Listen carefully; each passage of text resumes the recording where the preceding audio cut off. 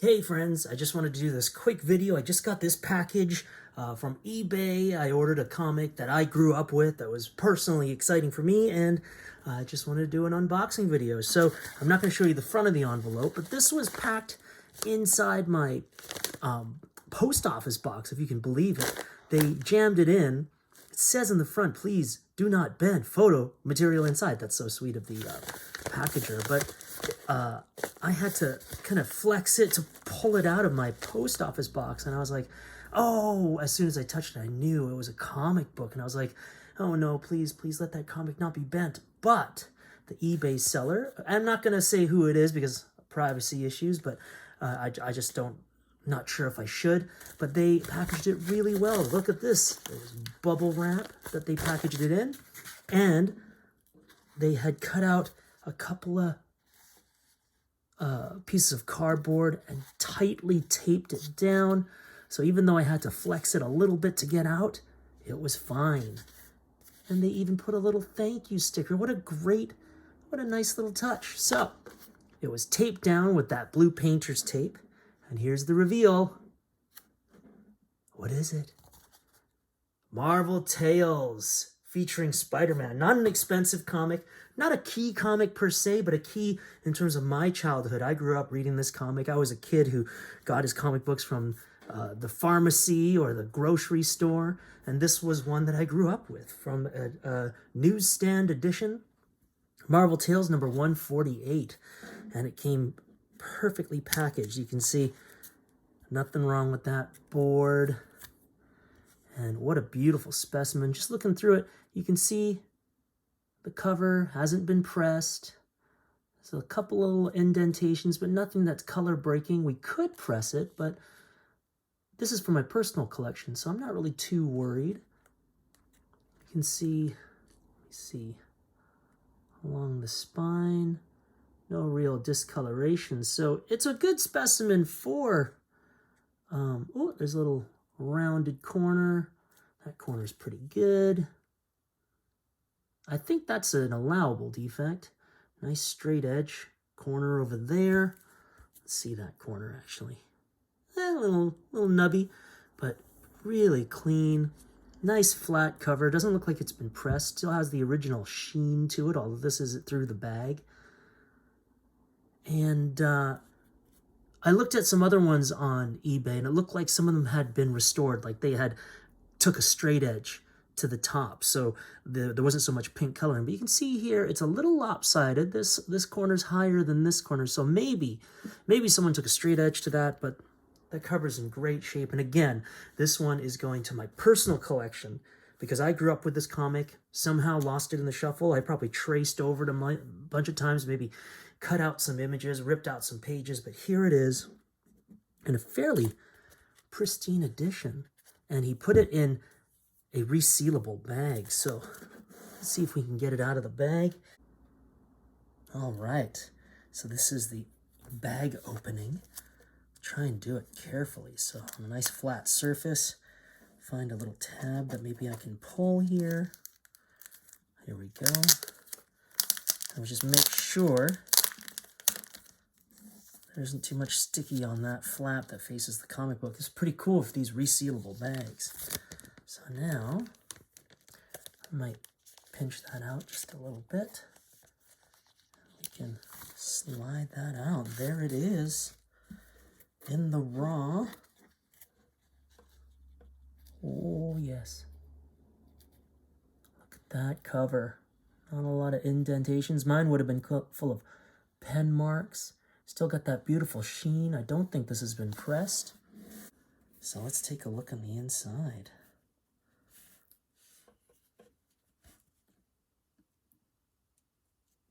Marvel Comics Group, Marvel Tales starring Spider-Man. Issue number 148 from February 1982. I would have been 6 years old. 75 cents. Turning point. See what happens when Spider-Man decides to reveal his secret identity to someone else. Will he really do it? Will this be the turning point of his amazing career? Or? Question mark. But why not turn these pages and learn for yourself in this classic tale told in the marvelous Marvel manner? Marvel Tales starring Spider-Man. featuring the long-awaited return of Dr. Octopus. Beautiful. And we can see, I can see a couple of dents here in the spine, maybe a color break there, but again, this is for me. I even literally counted the segments of arms that was visible in a regular scan of the comic, just to see if maybe this was clipped. But they seem to have done a nice job. So there's a nice Cracker Jack ad. Oh, there's Betty Brant beating on Spidey. I hate you, Spider-Man. I'll hate you till the day I die. None but Stan Lee could have written this epic tale. None but Steve Ditko could have drawn such gripping scenes. And S. Rosen for the letters, and A. Yankus, who colored it. None but the mighty Marvel Comics group could have produced a book-length thriller such as this. See, diabolical Dr. Octopus more dangerous than ever before. Alliteration. See, the secret of Betty Brant revealed for the first time. See, Spider-Man's greatest victory and his most bitter disappointment. Originally presented in Amazing Spider-Man number 11. Is Spider-Man destined to lose Betty Brant, the girl he loves? Whatever happened to her? Tell me in the comments.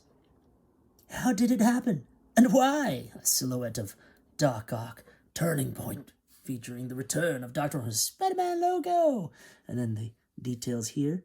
Very nice. Nice flat pages. Very nice. This is a very pristine copy. Maybe it was pressed, but I couldn't tell. Oh, there's Spidey with Peter Parker and his cosplay. That's his actual costume. Yeah, Steve Ditko style. Oh, he's got the little light. Ooh, some film noir lighting, a little magnifying. Wait, what? He's got a magnifying glass on a scope tray. Very scientific. And a piano. So. Oh, there's a maze that hasn't been done. I think I did that maze. Oh, there's gadgets and his spider tracer. Betty Brant looking very femme fatale. Look at those eyes. They're very McFarlane-like, right? And I guess maybe Todd got inspiration from Steve Ditko. Who can say? Who can say? I mean, everyone got inspiration from Steve Ditko, didn't they? And there's Doc Ock slapping people around. Hey, Pally. What's he say? A lot of good he'll do you. I've heard of you, Brant. A weakling lawyer who can't make a move without Blackie Gaxton's okay, smack. Now follow me into the other room, Brant. We've got business to talk over. Whatever happened to that? Just calling people by their last names. Look at that. Beep, beep, beep. Just to wear it on the outside.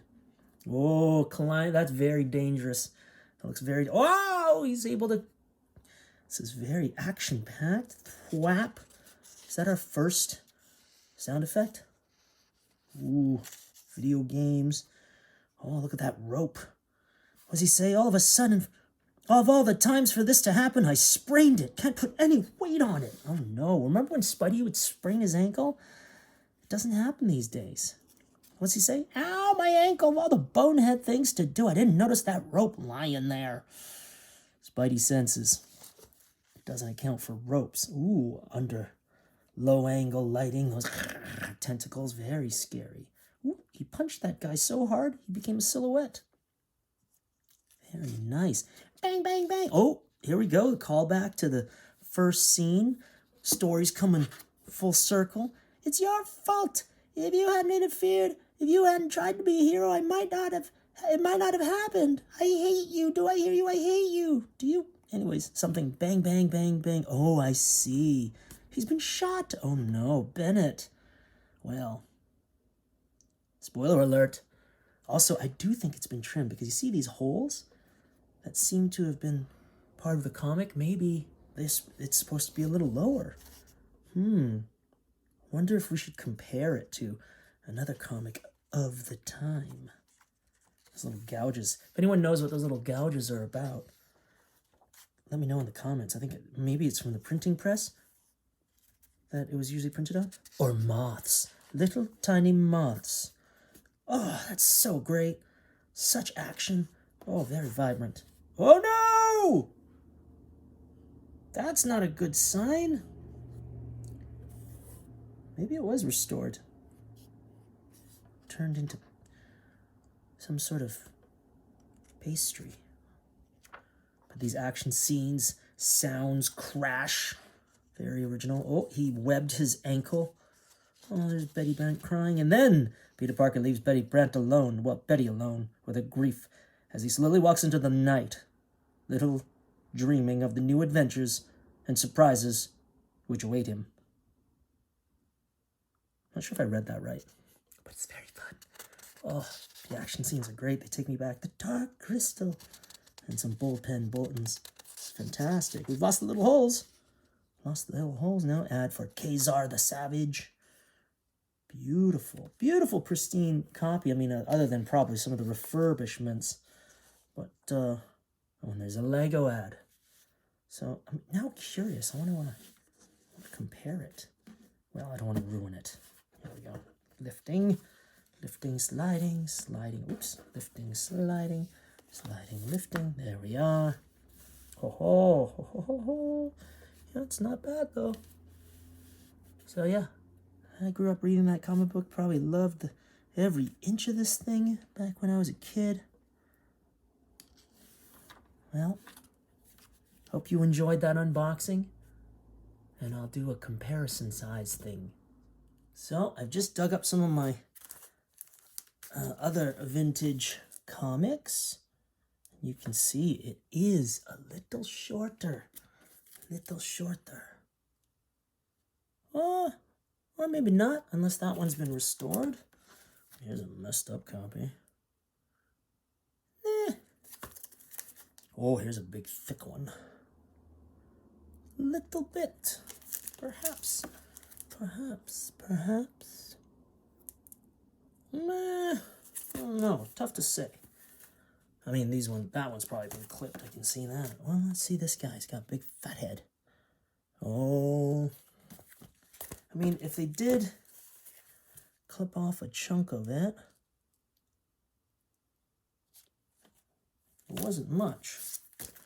Hard to say. I mean, maybe those were just a little lopsided. Anyways, it's a beautiful, pristine copy. Maybe it was restored a bit, but I think it looks great. Let me know down in the comments. Till next time. Then I just thought, oh, well, I put it away. Why don't I just show you some of the Spider-Man comic books that I've recollected that I grew up with, other than all the Todd McFarlane ones. I'm a huge Todd McFarlane fan. I'll do that for another video. But here we have Marvel Tales I just got from eBay, and then one of these fancy binders, folio, where I've printed out the spine of 297 because I love that Doc Ock cover. A little white dragon for you. Web of Spider-Man, Cult of Love. I was in a cult, so. Oh, little white dragon. Spidey in chains. All right, let's take a look. Silica gel. What's this one? Empty. I did not grow up with this one, but I thought I should collect it because the Master of Kung Fu, Shang-Chi, and Spider-Man teamed up. So I bought it. Used a little dent there, but it's for my own personal collection. Got this on eBay as well. A Marvel Tales featuring the first Amazing Spider-Man cover with the original coloring, not like the facsimile. So that's a lot of fun with the 80s Spidey logo that I grew up with. What else we got here? This Spectacular Spider-Man. I just like seeing Spidey in chains. His enemy used to be being tied up. Very fun. And it gets worse. And then again, Spidey in chains, but the Amazing Spider-Man version. With the Jackal. My goodness. Nice vintage copy. Oh, look at that. 148. 148. They're not synonymous. They're not related at all, but why not? Fun. Okay, so that can go there. What else do we have here? Oh. The White Dragon series. Appearance of the White Dragon, because I am Asian, and the Asian bad guy, the Chinatown Story, and Spidey in chains. There's a world gone crazy, it's a Spidey in chains. Yes. And then Peter's graduation, but also Spidey in chains. So, there's that. Here's one I grew up with. This was in the discount comic bin before. Spectacular Spider-Man. New York, by Sal Buscema. Hope I pronounced that correctly. Spectacular Spider-Man. I grew up with this comic book. It was a lot of fun. A lot of fun to collect, a lot of fun to read. And then, of course, that Spectacular Spider-Man issue. Peter Parker, The Spectacular Spider-Man, number 124. This was 140, not too far apart. And then that Doc Ock cover, so great. I think this is the one where he says, "Die, die, die." He may have said that a few times. So that goes there. And then, one of my favorite covers, The Amazing Spider-Man 297, preceding the McFarlane era. Look at the precursor of the animated Venom, except orange and blue instead of red and blue. And beautiful. Doc Ock, "I've conquered my fear of you. Today, Dr. Octopus wins." And then, of course, the companion piece, 296. Right there. Very fun. Force of Arms. That was one of the first Amazing Spider-Man comics I owned, that I cherished. So, I can, whoops. Jeez. I can go over here. And then another copy of The Cult of Love, parts 1 and part 2 from Web of Spider-Man. I didn't love the coloring in this comic book. It looked like tomato for the blood, but love the artwork and love the story. I believe that's Betty Brant. So that's what happened to her. She joined a cult. Well, of course, her brother got shot. It's all very disturbing. And then another copy. This is my original copy of The Cult of Love. It's all wavy and wrinkled. And the Marvel team up with Spider-Man and Mr. Fantastic, where I think they battle his nephew, the Everyman. Really scary for kids. So that's gonna go in there, and I'll go backwards to enjoy. Oh yes, these guys, enjoy them. Oh, it's so much fun sharing these comics with you. If only the covers. Oh, that's fun. Yes, go inside. Very nice. Ooh, careful. Careful. There we are. Oh, yes. Backs to fronts, fronts to backs. All the... Yeah, put Shang-Chi in the front there. These guys over here. And then...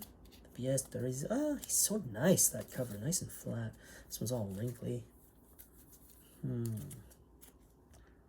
Well, that's in a Mylar. No, it's got to be like that. Yep. And then this one can go up front. Ooh, slidey McSlides a lot. Very nice. Select the packet. Thank you for watching.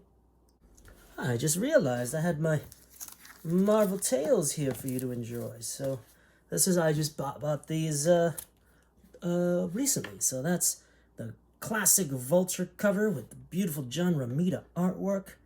Number 47, 20 cents. How fun to have a vintage comic. Oh, nothing in the back there.